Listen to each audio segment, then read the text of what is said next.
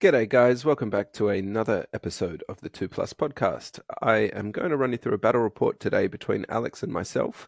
It's been a while since I've done a battle report, and this is a fun game and a bit of tournament prep that we're doing ahead of the next Oldtimer tournament coming up in about 6 weeks' time for us in Sydney. Alex was running his 2,000-point Lizardmen army with the Renegades pack in effect here, so he's had a bit of reinvigorated love for his lizards, and I was borrowing his Warriors of Chaos for a fun change from my Wood Elves. I was a bit sick of running away and shooting. Instead, I wanted to run forward and fight. Quick reminder as well for anyone watching who hasn't subscribed, would really appreciate it if you'd subscribe to the YouTube channel. And we've also got our Patreon in effect if you want to give us some more support. But without further ado, let's get stuck in. Become a member and support the channel. Old World Tactics, Battle Reports, the 2 Plus podcast. So this was Alex's Lizardmen list. There's a few units here he doesn't usually take, and that is because of the tournament pack we're preparing for, which I'll run through in a second. We were practicing scenario 2 that we're coming up in. But as you would expect, in any Lizardmen force, there's a whole lot of skinks. So he's got 3 units of 10, 2 with Vanguard. He's also got 2 units of 5 Chameleon Scouts. He's also got 3 Jungle Swarms at the front. 2 units of 5 Cold Ones, just with those Standard Bearer, which are important for our scenario. He has 2 Ancient Stegodons. One has the Burning Alignment, or the Fireball ability. I think it's called Burning Alignment. The other one just has a giant bow.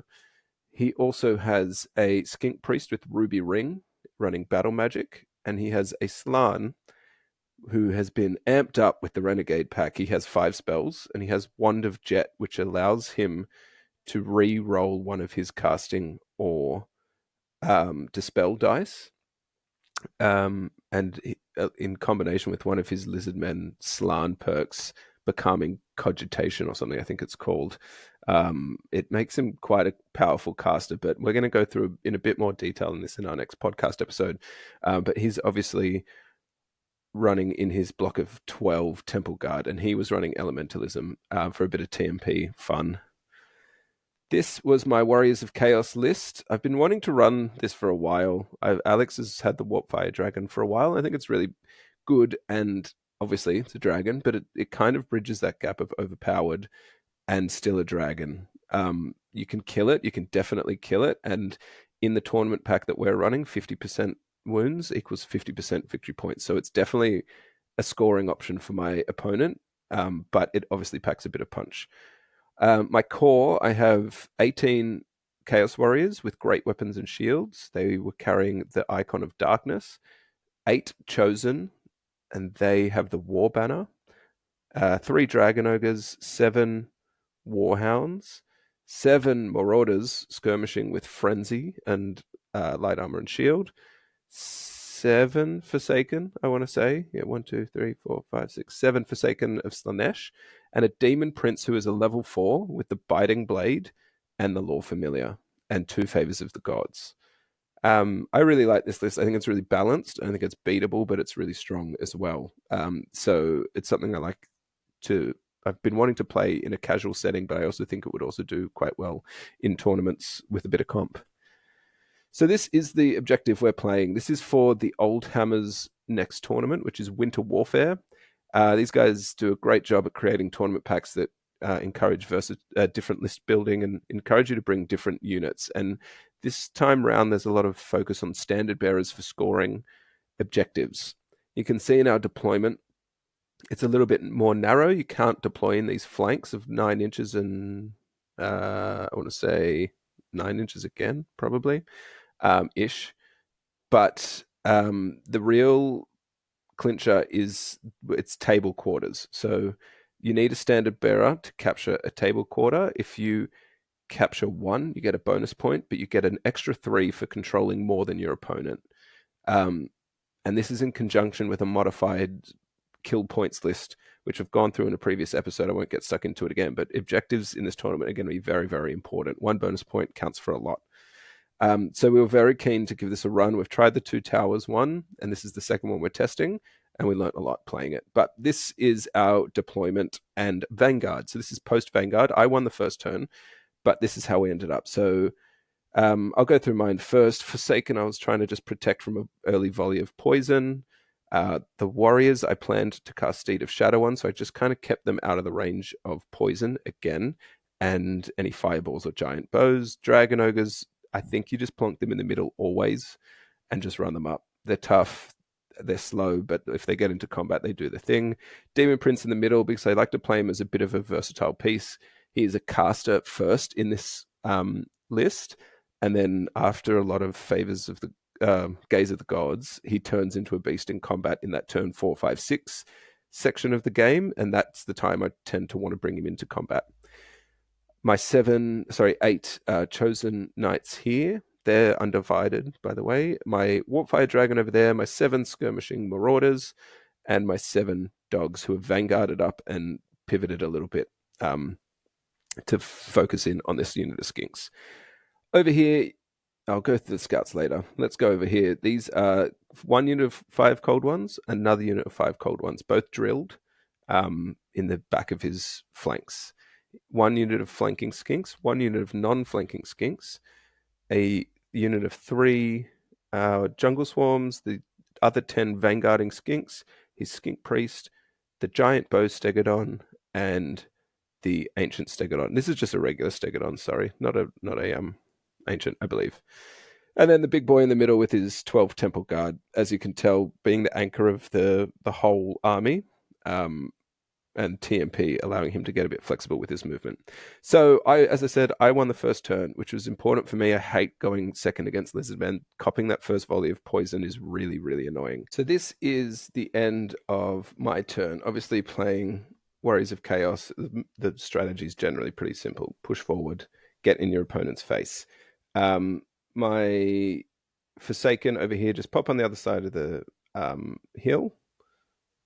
Now that I have the advantage, I can kind of apply a bit of pressure to these skinks. I got Steed of Shadows off on my Chaos Warrior block, and I just plonked them up in front of the wood, not in it, to try and get them close enough, but protect them from a little bit of shooting.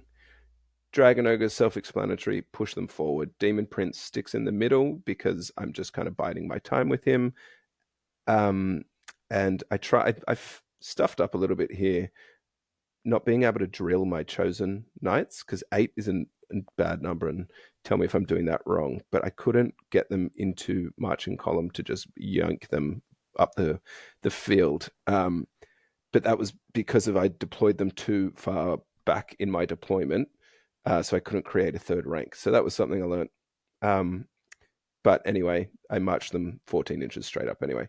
The Warpfire moved into the forest, and I threw my little Warpfire rock lobber thing at the temple guard. I rolled a direct hit. Look out, sir, saved the Slann. But I just wanted to see what that did. I've never fired artillery playing Wood Elves, so that was enjoyable. Killed 2 temple guard. Well worth it in my eyes, because I was just trying to be patient with him to utilize him later in the game. And there's my 7 skirmishing marauders who are frenzied. Mark of Corn, not sure if I said that at the start. They marched up, but movement 4 doesn't get you very far. Anyway, that's the end of turn 1. So let's go into turn 1 for the lizards. Forgot to mention there as well, I did charge the skinks with my wolves. They fled, as you'd expect, managing to just stay on the board. But at the start of Lizardmen turn, they rally and march, and we'll see what happens with them shortly. But left to right, the skinks march over this way to get out of the way of the Forsaken. The cold ones pass their stupidity and move behind this impassable terrain. These skinks push over to the right, creating room for the steg to march up and threaten the warriors. The skink doesn't do much. The temple guard and Slann TMP over to this side, and the steg kind of just waddles back a little bit. And then jungle swarms, who I find very irritating, just marched into the center of the board, being pretty strong roadblocks. Not strong, but relatively immovable roadblocks for my offensive pieces. The skinks over here as well march over here, which you'll see in a second. So as I mentioned, the skinks that fled rally, and because for some reason in the old world you can just rally and shoot, um, rally, march, and shoot, I should say, and they have javelins. There's no penalty for them fleeing. Fleeing's a big part of this battle, which you'll see. So they march over there, fire a couple javelins at them, kill a bunch of them. My dogs end up dying. I think they took another hit from the giant bow or something, but they dispersed the formation, applied a little bit of pressure. Really, I don't think there's any loss there for me. It's better than those skinks being in my face and targeting my higher priority units with poison, which was my opponent's strategy from the outset.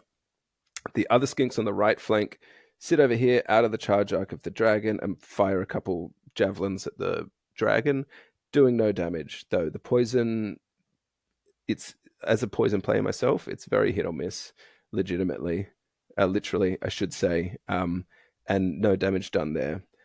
These 5 chameleon skinks tuck in behind my chosen, and I don't think they do any wounds there. Alex was rolling a lot of poison, but not doing any wounds. The 2-up armor save and the 5-up at the dragon doing its job in the first round. These skinks over here had to march out of the way. Alex was trying to protect these guys. Chameleons with their blowpipes, multiple shots, can do a lot of damage, even with just 5 of them. But he passed his cold-blooded test with, his march test, enemy-sided test with cold-blooded, which is very, very strong now in the Renegade pack. If no one's played it just yet, you will be in awe of it. So back onto Chaos. A pretty uneventful first 2 turns from both parties, to be honest, but this is where the action starts to happen. So in red are my charges here. I decided to just kind of suck it up with my warriors. There's 16 left. I think I took a couple poisons or a fireball or something. But they declare a charge on the Stegodon. Great weapons being strength 6, AP 2, armor bane 1 against a 4+ armor save only. I thought I liked my chances. So we'll see what happens there in a second. My dragon ogres and my chosen. I think this is still a sticking point for me. I'm not too sure if I made the right decision here. They both charge there. I could have drilled these guys and just yanked them over here and really tried to push Alex into a corner. But I hate jungle swarms so much that I wanted to just get rid of them. Otherwise, the unbreakable business is just kind of really frustrating. So I wanted to just clear them, trying to do it all in one wave. My Demon Prince flies onto the hill here, doesn't march, to create support for my Forsaken here in case the max charge of the Cold Ones goes off. And then he's also got magic missile support. The Warpfire Dragon marches over here to start cornering Alex. And my Marauders over here, frenzied, have to declare a charge on these skinks. I think I had to roll a 5, but they also successfully rolled that 5. And here comes the magic missiles. My Demon Prince, the spells he rolled, Demonic Vigor, didn't roll Law Familiar, Demonic Vigor, Steed of Shadows. I took the Summoning, and I also had Demonic Familiars just to give him a bit more combat punch. But this is where it all got a bit ridiculous. So his Slann has +5 to Dispel, 27-inch range. I think it's not plus re-rolling a Dispel dice, but 27-inch range. So I managed to stay out of the 27-inch range. The Summoning on these guys, Fireball on these guys. I wipe this unit and do 2 damage over there. But so begins the magic missile spam from my Demon Prince. My charge goes off here, and this was a really interesting combat. I had 6 guys in the front rank, hitting on 3s, wounding on 4s. I think I do 1 wound. Alex kind of whiffs, but the stomps do the damage, and Alex ends up winning by 1. With my -1 for terror, I end up falling back in good order. And this is the bonkers part of the old world, which is something that makes infantry good, especially great weapon infantry. So I fall back in order and I get to reform as part of that. And I create a straight line of 1, 2, 3, 4, 5, 6, 7, 8, 9, 10, 11 Chaos Warriors who have great weapons. So they're all going to attack next combat. Alex decided to restrain. or rolled for it and passed and reformed, but this isn't enough for the impact hits, which will hurt him next combat. Over here, I end up doing 12 wounds to the jungle swarms, which is really annoying. Earthen Ramparts, the ward saved a good 3 or 4 there, so I may have been able to wipe them, but nonetheless, most of the damage done, they will break through that in the next combat. I restrained with my Chosen and followed up with my Dragon Ogres. And over here, my Marauders, my bloodthirsty Marauders, get into combat, do a couple of wounds. This combat ends up going for a couple of turns, but it's good fun throwing crap at crap and rolling 6 dice on 4-ups. One thing that really came out of this is a 5-up save on chaff is incredible, especially sturdy chaff that doesn't panic and break away like frenzied stuff or cold-blooded stuff. The shield and light armor for my Marauders, I reckon, saved a good 30 or 40% of the wounds that came through, which is roughly correct. You should save 33% of them with no AP. But that's how that turn ended. So this is onto Lizardmen. So Alex now starts to wrap around with his left flank. So this is from my perspective.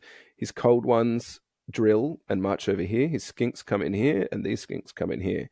His Slan casts Plague of Rust on my knights, and then these skinks come over here, and he's starting to fire up his little poison bombs.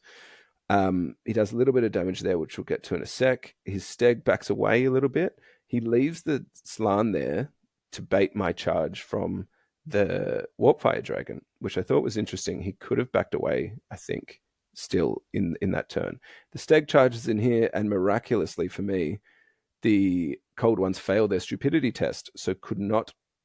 He wanted to drill past my Forsaken, which he would have got out of my charge range, but they end up staying still because stupidity allows you to stay still now. So this is what that right flank of Alex's looks like. He's moved everything up. He's prepping the cold ones to end up punching them in the back, but he kills 3 of my Chosen Knights, which is a pretty good haul for a round of shooting. I think Plague of Rust and about 30 poison shots got it through, but they remain steady in a unit of 5, which was good for me. So this was the combat. So the Steg charged in. So he has the initiative this time because I have great weapons. I'm initiative 1. He ends up doing a bit of damage, but the lack of impact hits hurt him definitely in this combat. I end up winning this combat. I think he does 1 or 2 wounds, and I do 3, meaning, and plus close order and a banner meant I won by a fair amount, and he ends up falling back in good order, which backs him up against that impassable terrain. And my guys follow up. Now that I only have to do 1 wound, I was pretty confident about this with the initiative advantage next turn. So 1, 2, 3, 4, 5, 6 guys. I just needed 1 to go through to end up killing that steg. So as you can see, onto my turn, Warriors of Chaos turn 3, the Warpfire Dragon staring down 2 very juicy targets. Now I could have picked which one. I think I would have made either one of these charges pretty easily. I ended up choosing the Slan because Dragons v Infantry, in my experience, doesn't go very well for the infantry. So I end up charging in there. The Dragon Ogres here ended up killing the jungle swarms and overrunning into those skinks that moved into position, and those Chosen Knights are a bit stuck there, but I managed to maneuver them out. So there's the charge into the Temple Guard and Slan, which is a bit of a turning point in this battle. Of course, anytime warriors finally get into combat is when the action starts happening. So with my knights here, they were facing that way. I did 2 turn maneuvers to turn them 180 degrees. That only takes up half of your movement, which means I can move them out 3.5 inches, which just kind of disjoints them from this unit and applies a bit of pressure to that side of the board.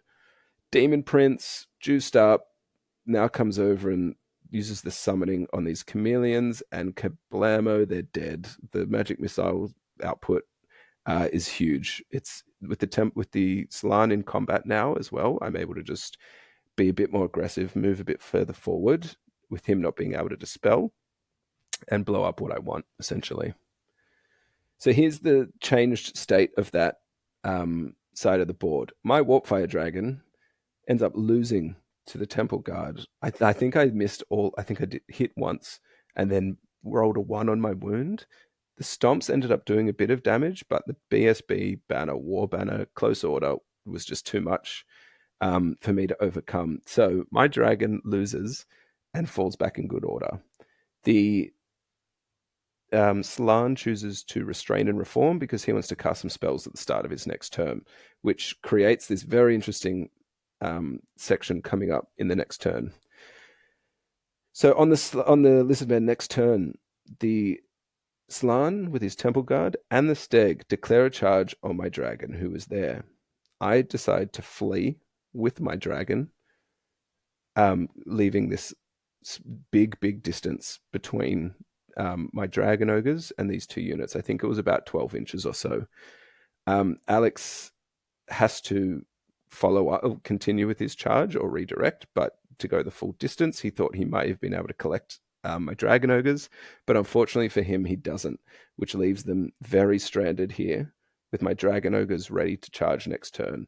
And all of a sudden, myself regretting my decision to turn my chosen around. But hey, over on the other side of the board, the Cold Ones did manage to get into combat with my Forsaken. I threw them up as bait, knowing that he couldn't drilled out to 5. I thought I may have been lucky with my single line formation to get enough hits back to hold my own.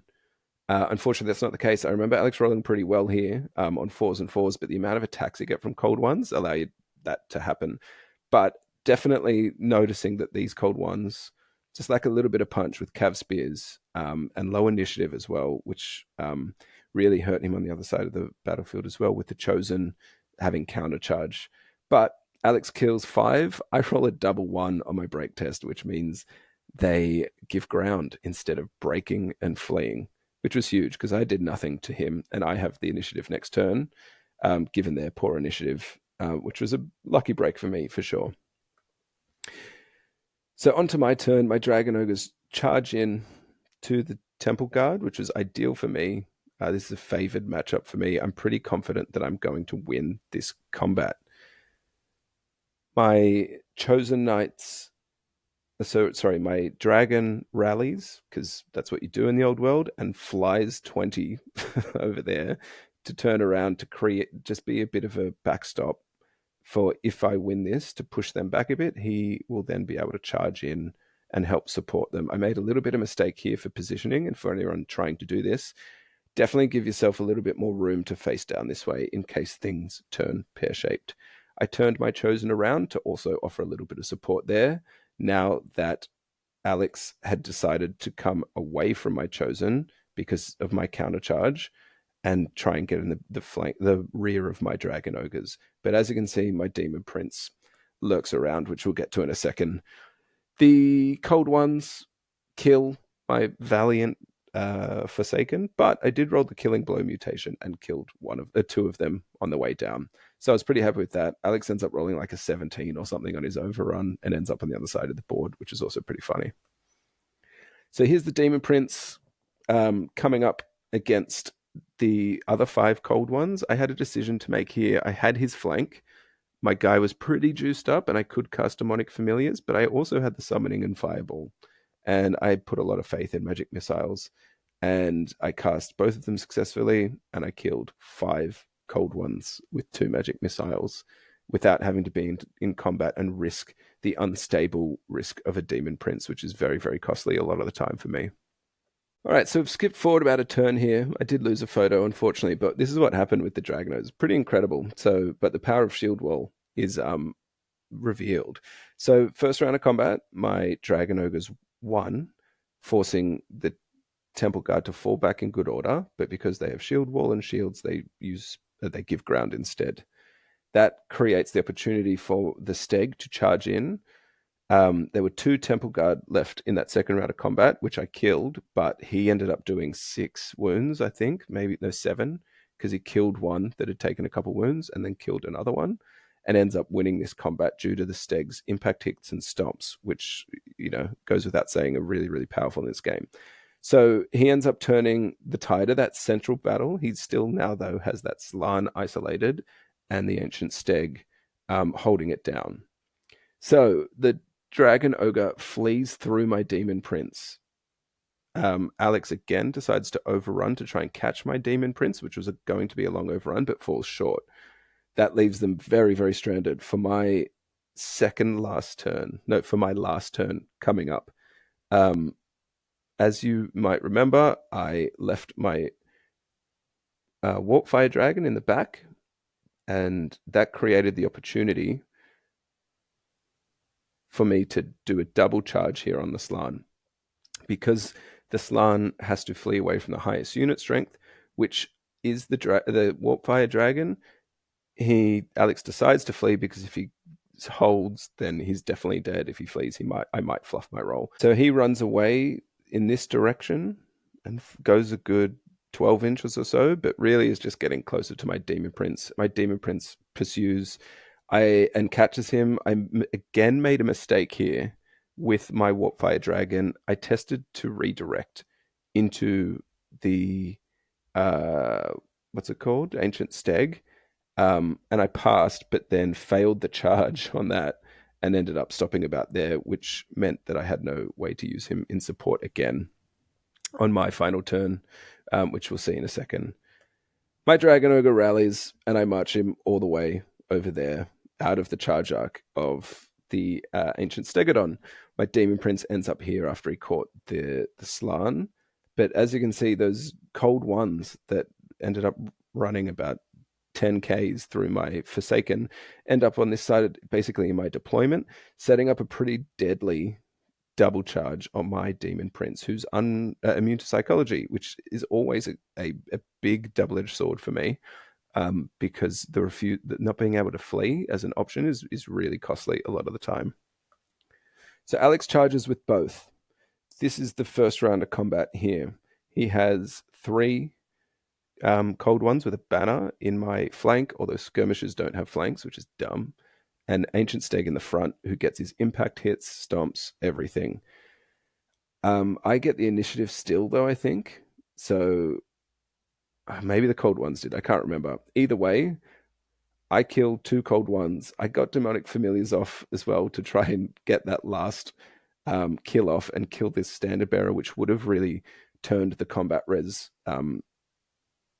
combat score for me, but I rolled a double 1 on my Demonic Familiars for the 2d6, and then failed to roll a 6, which would have killed the last one there. So my Demon Prince loses this combat. I think I do 2 wounds.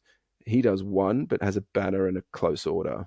I think that was the maths. He wins by 1, so I take an extra wound from unstable, but I'm unbreakable, so I give ground, and we're on to round 2. I have no supporting pieces. This is now my turn. Because of that stuff up with the Warpfire Dragon, I couldn't get the charge in the back here of the Ancient Stegodon. But thankfully, my Demon Prince redeems himself. I think he does 3 wounds to the Steg. The Steg does none. Triple save is ridiculous. The -3 AP on the Steg was nice, but a 4-up ward save is just so good. Saved me so many wounds. I end up winning this combat by 2, I think. Or maybe even, I think it was 2. He breaks and flees. I outrun him and catch him, killing the Steg on my final turn. On the other side of the battlefield as well, my beautiful little 7 frenzied Marauders end up chopping down another unit of Skinks, which is, I've wanted to play these guys for so long. I think thematically, frenzied Marauders just charging down the battlefield is great. If only they were movement 5, that'd go a long way, but they did their job for sure. And this is how the battlefield ended. So as you can see, I kind of gave up with my chosen. They had a banner, so I just decided to use them as a scoring piece.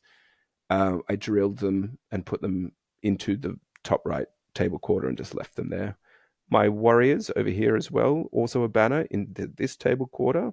And then against my Alex's 1 banner in the bottom left corner. So I get 2 table quarters. He gets 1. So I end up beating him 4-1 on the or is it 5-1? I think it's 5-1 on the bonus point score, which is huge. I also killed most of his army. This Steg is actually dead. I caught it. My Warpfire is alive, but what was really impactful in the final score in this was the 50% for doing 50% of wounds. He did it to my Demon Prince, Dragon Ogres, Warp Fire, and my warriors there, which ended up being about 800 points. He would have got, I think it was about 100. He got 25% of my warriors. Otherwise, that would have been the only bonus he got. So that, I think, is a really, really good introduction to any comp in any tournament. 50 for 50. It just makes these big monsters so much more palatable for opponents, I believe. But yeah, this ended up being a resounding victory for me. 19-6, I want to say. 19-5 after bonus points. And very, very happy with this list. I thought it performed really well. But Lizardmen, the main takeaway for me was cold-blooded. It's very, very good. The caster Slann now is very viable, still really expensive. But casting into spell power with Wand of Jet is something that I think we're going to see a lot of in competitive lists, along with at least 40 to 50 skinks, as always. Thanks, guys. It's good to do these battle reports again. We don't get to do them too often. We'll be trying to do a few more of them, especially in the lead up and aftermath of Oldhammer. So let me know what you think. And for anyone who's still here, like, comment, subscribe. As I said, goes a long way. But we'll see you in the next one. Thanks, guys.